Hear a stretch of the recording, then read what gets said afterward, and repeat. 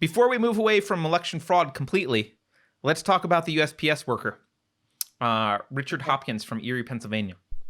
Yeah. So Richard Hopkins did this great interview with none other than Project Veritas, because that's what happens.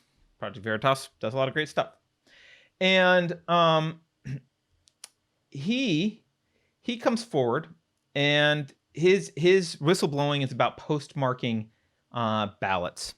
So the ballots that arrived late, postmarking, backdating them so that they could be counted. Okay?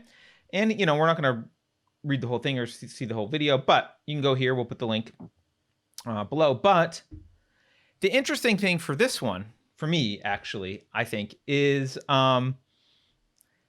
he does this interview, and he gets noticed, and so actually some investigators come interview him, and because he's going forward with like legal action. He filled out an affidavit, right? And so here's how the Washington Post reports this. The Washington Post, so after these interviewers interviewed this guy, they anonymously leaked that he recanted during the interview. He recanted. So Washington Post says, hey, he recanted his allegations of ballot tampering. He all made it up. Don't worry. It's all made up.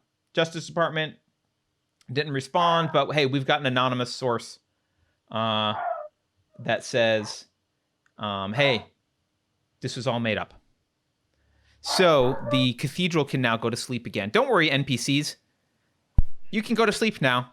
Washington Post says it was all made up. Except he didn't make it up. In fact, if I can go back to this.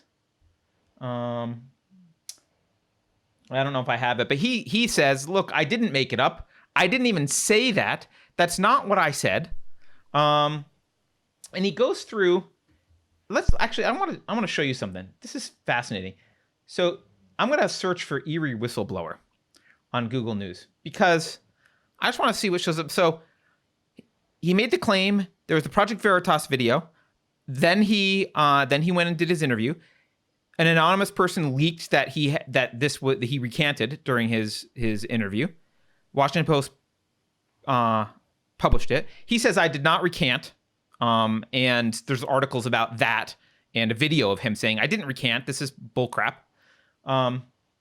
Let's see if we find any of those articles when we look for, I don't know, maybe we will. You don't know.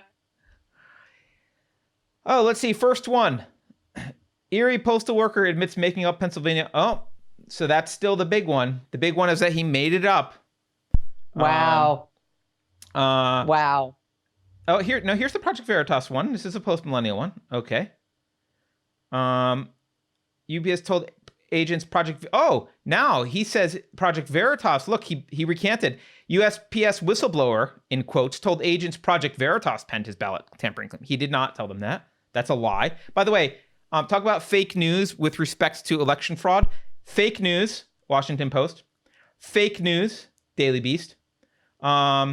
This Daily Beast, USPS whistleblower saga keeps getting weirder. I've actually read this article. It also says that he recanted. Fake news.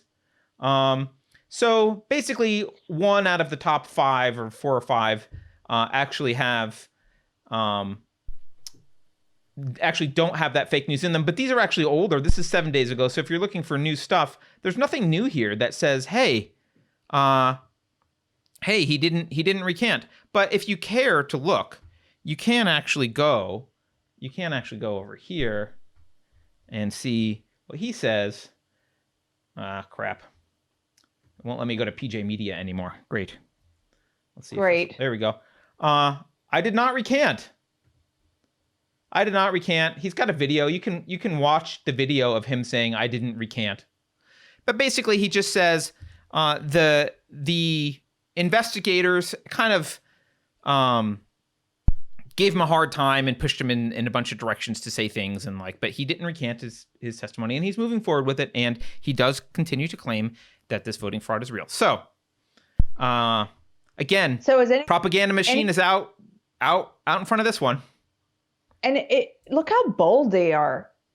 They just lie outright. And multiple legacy media links. They just lie outright, and they're happy to do it. And as Jen said in the chat, she said, I have a ton of friends who are sharing this Washington Post article all over the place. They're hoping it gets shared as much as his original report where he came forward, right?